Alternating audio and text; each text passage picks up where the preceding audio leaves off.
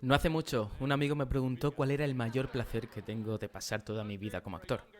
Ha habido tantos que tuve que pensar en eso por un momento. Entonces dije, como todo el mundo, me gusta hacer feliz a una multitud. Eso fue dicho por el que muchos consideran el mayor cómico de la historia del cine. Hablo del carismático Buster Keaton, el cual el pasado 4 de octubre se cumplió el 125 aniversario de su nacimiento.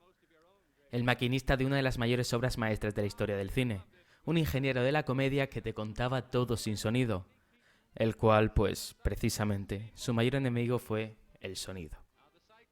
Pero ¿quién es Buster Keaton? ¿Cuál es su mayor aportación al cine?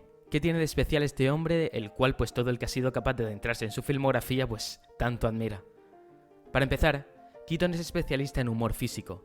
Los patosos personajes que interpretaría a lo largo de su filmografía pasaría por infinidad de situaciones, cada cual más extravagante, saliendo airoso de todas ellas. Estas situaciones fueron marcas claras para la comedia de posteriores épocas: la caída de una casa, colándose él por la ventana, chocarse con un vehículo y quedarse enganchado en el morro, situaciones que no nos sorprenden ni lo más mínimo ahora, pero crearon el precedente de la figura olvidada por años de Buster Keaton. Pero comencemos por el principio de todo, por sus orígenes, por su historia. Se crió en los famosos vaudevilles estadounidenses. Desde antes de cumplir el primer año de edad, sus padres le hacían actuar en su popular espectáculo, debido a su facilidad para caerse y su flexibilidad, por otro lado, pues propia de un niño. Con solo 4 años, el Keaton pequeño se convirtió en la estrella del espectáculo y una cara reconocida en el mundo del vodevil. Incluso cuenta la leyenda que el nombre Buster viene dicho por el propio Harry Houdini, al ver la facilidad que tenía para caer. Si lo traducimos al español, puede ser considerado como castañazo, porrazo o similares. Estas caídas definirían el trabajo de Keaton muchos años después. Dichas representaciones comenzaron a ser más violentas de lo normal, pues Buster, aunque por ese momento aún se le conocía como Joseph Keaton Jr., era tirado al foso de la orquesta, lanzado y golpeado, aunque Buster que siempre afirmó que nunca sufrió ningún daño o mínimo rasguño, ya que su padre le enseñó a caer. La Sociedad de Protección al Menor denunció a la familia Keaton por explotación infantil. La Gary Society gana la denuncia y aparta a la familia Keaton de los escenarios estadounidenses, teniendo que mudarse a Reino Unido, lugar del cual también fueron expulsados tras una pelea. Su entrada en el cine le llegó joven, aunque ya le ofrecieron a su familia participar en una serie de películas que adaptaban las historietas Bringing Up Father, del caricaturista George McNaught, el cual Joe Keaton, el padre de Buster, rechazó. Con el espectáculo familiar disuelto, Buster decide viajar solo a Nueva York, donde unos importantes empresarios de la industria del espectáculo deciden ficharlo para sus espectáculos en vivo, aunque poco antes de empezar los ensayos, un popular Roscoe Fatty Arbuckle le ficha para participar en una serie de cortos cómicos. Su primera participación en la pantalla fue en el cortometraje The Butcher Boy, protagonizado por Arbuckle, donde interpretaba a un patoso y divertido carnicero. La amistad con Arbuckle nunca cesó. Cuando la compañía de Arbuckle estaba en gira, Keaton fue llamado a filas durante la Primera Guerra Mundial, en la cual luchó por Francia. Aunque se dedicó a hacer teatro y a entretener a las tropas y no llegó nunca a participar en combate, perdió parcialmente el oído. En 1919 regresa y vuelve a participar con Arbuckle hasta su trágico final, el cual fue acusado de violar y matar a la actriz en ascenso Virginia Rappe. El talento de Keaton no pasó desapercibido en la gran cantidad de cortometrajes que grabó en el estudio. Así consiguió su primer contrato por parte del productor Joe Schenck, donde fundó la Buster Keaton Studios, una compañía dedicada única y exclusivamente a producir cortometrajes y películas del carismático actor. Así nacieron 19 de sus más populares cortometrajes, tales como Una semana, La casa eléctrica, La barca, y también recibió su primer papel protagonista en un largometraje con un ingenuo y afortunado. Poco a poco fue forjando el personaje que posteriormente le catapultaría a llevar el apodo de Stoneface y conocido en España como Cara de Palo, debido a que todo lo que ocurría lo transmitía con un gesto firme e impasible. El tragicómico personaje le acompañaría en toda su carrera, un hombre humilde y triste en muchos aspectos que caracterizaba un gran corazón, al igual que un personaje muy patoso. Jamás permitió que le doblara un especialista, todas las locas y peligrosas escenas las realizaba él, poniendo incluso en peligro su vida muchas veces. Aunque su carrera se veía eclipsada por unos carismáticos Charles Chaplin y Harold Lloyd, Buster Keaton comenzó a realizar largometrajes, entre ellos los más importantes de su carrera y uno de los largometrajes cómicos más importantes de la historia del cine. Una de estas grandes películas fue el moderno Sherlock Holmes.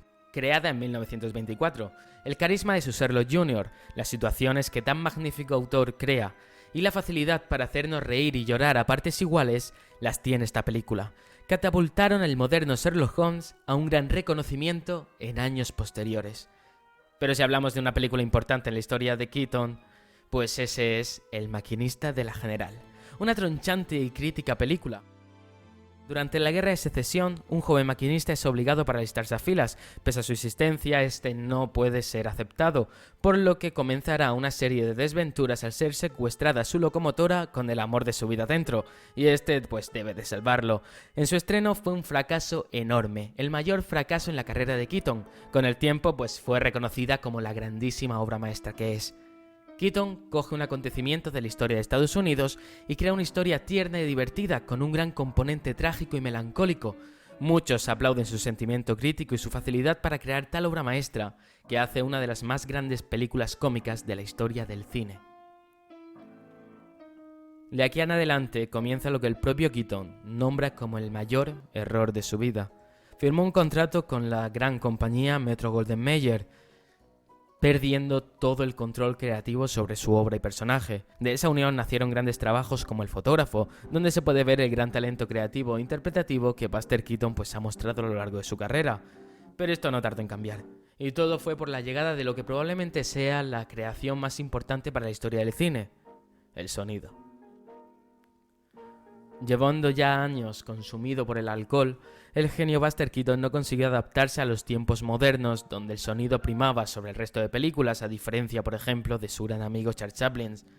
Pero su carrera en el cine no acabó allí, aunque sí su popularidad.